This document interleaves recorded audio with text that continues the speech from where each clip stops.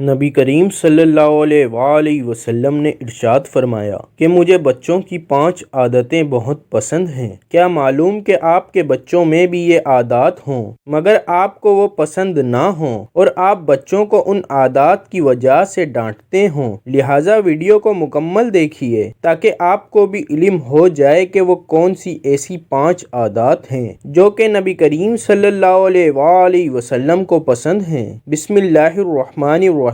السلام علیکم ناظرین، رسول اللہ صلی اللہ علیہ وسلم بچوں پر بہت زیادہ شفقت فرماتے تھے۔ بچوں کے ساتھ آپ صلی اللہ علیہ وسلم کو بہت زیادہ انسیت تھی۔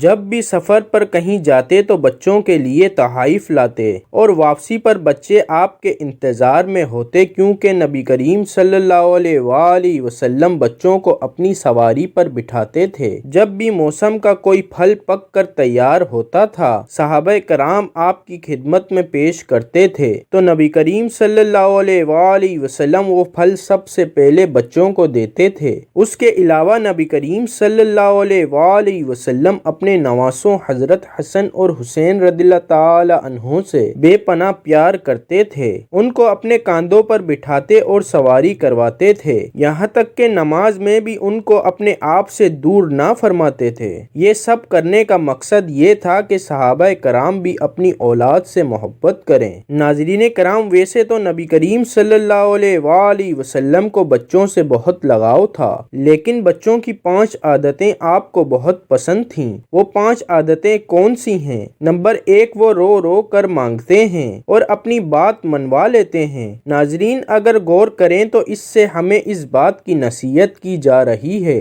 کہ اے مسلمانوں، تم کو بھی اگر کوئی بات منوانی ہو، اگر کوئی حاجات اللہ تعالیٰ کے حضور پوری کرنے کے لیے رکھنی ہو تو گر گڑا کر سر بسجود ہو کر مانگو تو اللہ تعالیٰ تمہیں ضرور عطا فرمائے گا۔ جیسا کہ بچے بھی جب کسی چیز کی ضد کرتے ہیں تو نہ ملنے پر روتے ہیں اور رو رو کر وہ چیز حاصل کر لیتے ہیں، اسی لیے ہمیں بھی اپنی ضروریات کے لیے اللہ تعالیٰ سے گڑ گڑا کر مانگنا چاہیے۔ نمبر 2، بچے مٹی سے کھیلتے رہتے ہیں، مطلب کہ غرور کو خاک میں ملا دیتے ہیں۔ ناظرین، غور کریں تو بچوں کی اس عادت میں بہت بڑی نصیحت ہے کہ انسان کو مٹی سے بنایا گیا اور مرنے کے بعد بھی انسان نے مٹی ہو جانا ہے، تو پھر غرور کس بات کا؟ لوگوں کے پاس کھانے کو اچھا ہو، پہننے کو اچھا ہو تو وہ دوسرے کو حقیر سمجھتے ہیں اور غرور کا شکار ہو جاتے ہیں اور بھول جاتے ہیں کہ وہ مٹی تھے اور مٹی ہوں گے۔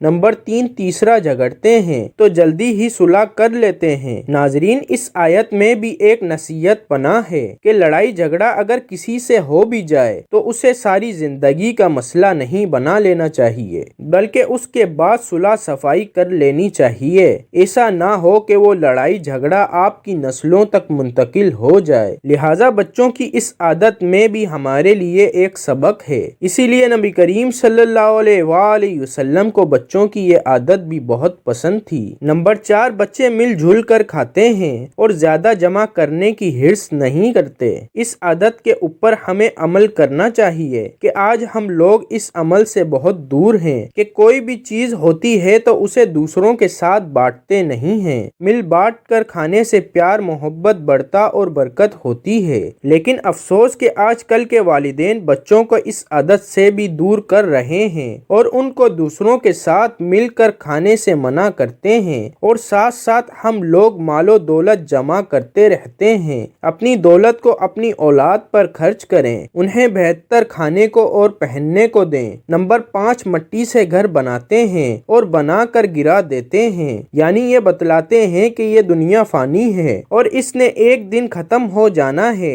بچوں کی اس عادت سے بھی ہمیں نصیحت ملتی ہے کہ آج ہم نے آخرت کو بھلا دیا ہے اور ساری محبت دنیا کے لیے وقف کر رکھی ہے۔ آج ہماری ساری توجہ گھر بار مال و دولت بنانے پر ہے، لیکن اس دنیا کی زندگی کا دورانیہ اتنا ہے جیسے کہ بچے گھر بنا کر پھر اسے گرا دیتے ہیں۔ اللہ تعالی ہم سب کو ہدایت عطا فرمائے اور ہم سب کو نیکوکاروں میں شامل فرمائے، آمین۔ ناظرین، اگر آپ کو ہماری ویڈیو اچھی لگی ہو تو اسے لائک کریں اور مزید ایسی اسلامی ویڈیوز کے لیے ہمارے چینل کو لازمی سبسکرائب کریں۔ شکریہ۔